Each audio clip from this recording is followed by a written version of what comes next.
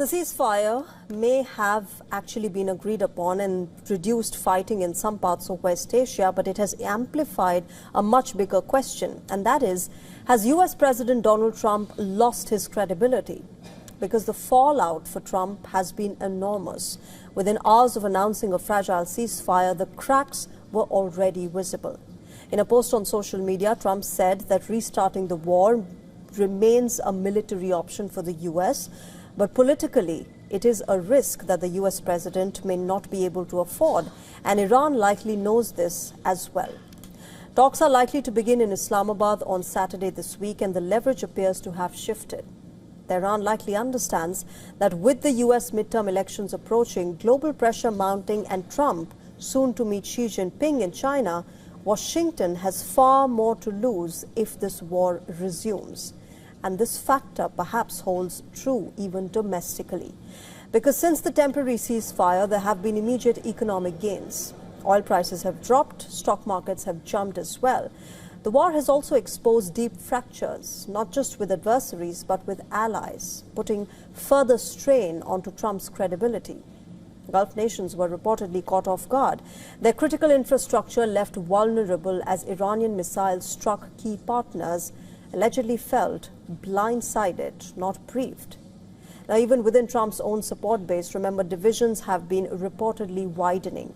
Lawmakers, including those with strong anti-Iran views, are questioning a war that reportedly cost $1 billion a day. With little clarity on strategy or the end goal, the polling numbers also reflect this fallout. A recent YouGov, an economist survey, places Trump's net approval at minus 23%, which is among the lowest for his presidency. The numbers are being compared to the political collapse of former President Joe Biden after his performance in a debate in 2024, where often he appeared incoherent and confused, after which many Americans had questioned if he was even fit for office. And now, the fractures are spreading into Nato. In fact, just a short while back, NATO chief Mark Rutte communicated Trump's demands to European countries which are part of the bloc. And as per the statement by the NATO spokesperson, the US expects concrete commitments and action to ensure freedom of navigation in the Strait of Hormuz. Rutte was on a visit to Washington on Wednesday, where he had meetings with the US president. Reportedly, Rutte has informed the European countries that Washington expects these commitments to be concrete to deploying warships or other military capabilities to the Strait of Hormuz within the coming days. In fact, this is what Rutte has assured Trump as well. NATO is doing everything possible to support the US. I sensed his disappointment about the fact that he felt that too many allies were not with him. And I explained to him yesterday, I said, hey, Mr. President, clearly the overwhelming majority of Europeans have done what the US asked of him and what was previously agreed in these circumstances. The Trump administration is reportedly also considering a plan to punish alliance members that it believes did not support the Iran war effort. The proposal includes withdrawing American troops from some of the NATO countries and relocating them to more supportive nations. The US currently, remember, has around 84,000 troops stationed across Europe. But tensions are rising. Countries like Spain have blocked US military access to its airspace during the war. Italy and France had imposed restrictions on American operations. Italy, in fact, briefly blocked the US access of an air base in Sicily, while Paris agreed to only allow the US to use a base in southern France after it guaranteed planes will not be involved in Iranian strikes that would land there. Now, they could reportedly face consequences, but on the other hand, remember, countries like Poland, Romania, Lithuania, and Greece, seen as more supportive, may benefit from increased American military presence. The plan could reportedly also involve closing an American base in at least one of the European countries, like Spain, which has two major US military installations at Moron and Rutte. Or Germany, which has at least 7 major military installations spread across the country. In fact, US has alluded to the possibility as well of a withdrawal of some kind from NATO, with the White House Press Secretary Karoline Leavitt stating that this is something that the US president has discussed about.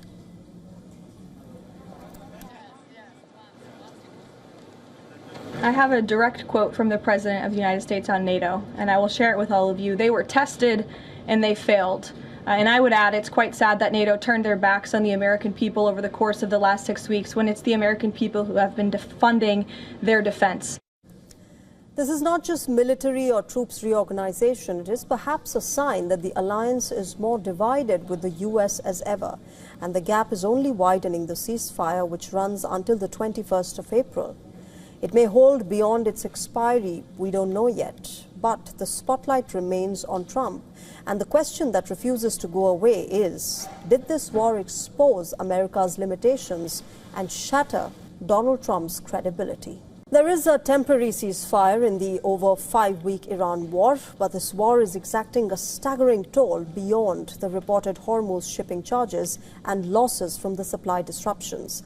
The costs go beyond financial and military losses to human lives and livelihoods. The war has already forced millions from their homes, while this conflict continues to spill across borders. A United Nations study now shows that the war has pushed between 3 and 4 million people to below the poverty line.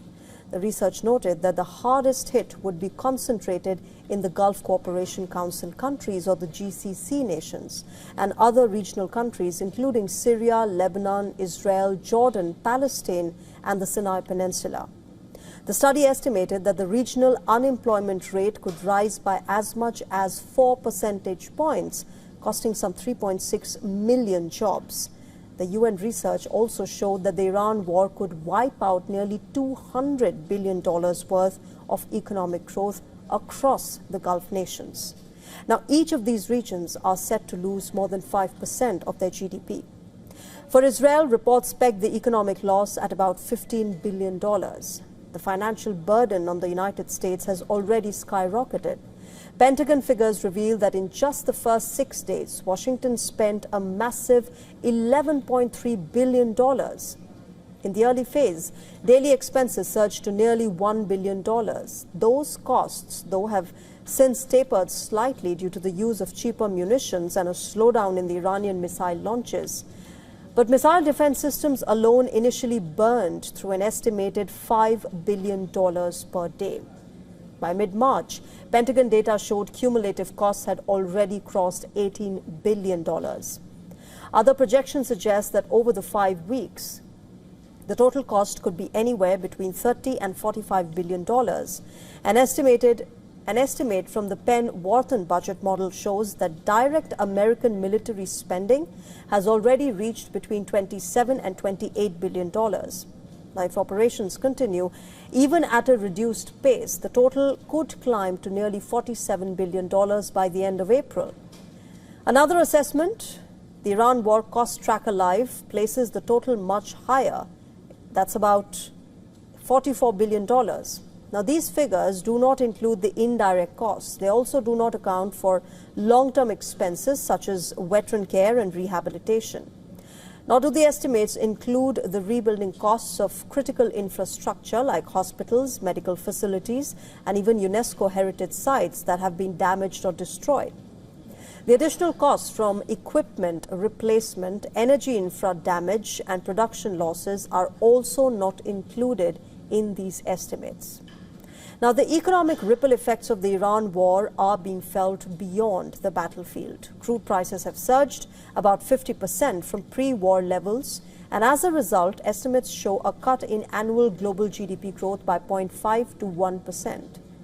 Gas prices in the U.S. have surged past $4 per gallon, adding an estimated $8.5 billion in additional costs for consumers. The mounting price tag underscores a growing reality. The Iran war is not just a military engagement, it is an increasingly expensive global crisis. A fragile 2-week ceasefire has now been agreed upon, but the geopolitical consequences are already visible.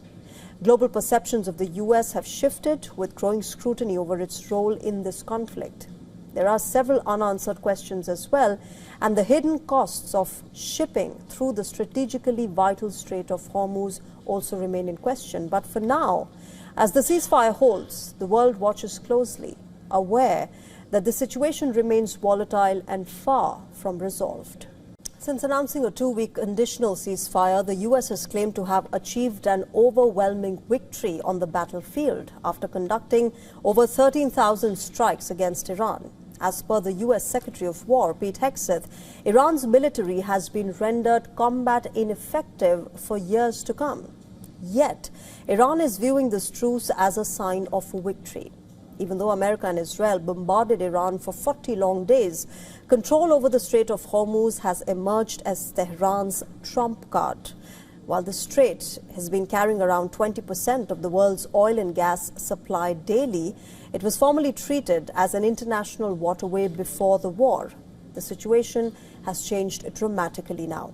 While the world is grappling with energy crisis owing to the shortage of oil and gas, Iran has been benefiting as it controls the Hormuz.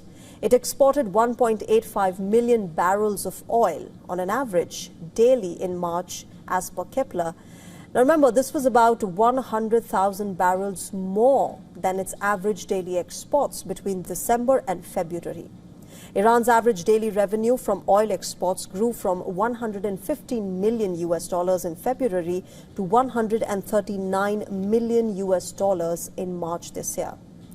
President Donald Trump has linked the ceasefire to the immediate reopening of the Strait of Hormuz, and since then, multiple top officials, including the American Vice President J.D. Vance and the White House Press Secretary Caroline Leavitt, have flagged an uptick of the traffic in Hormuz.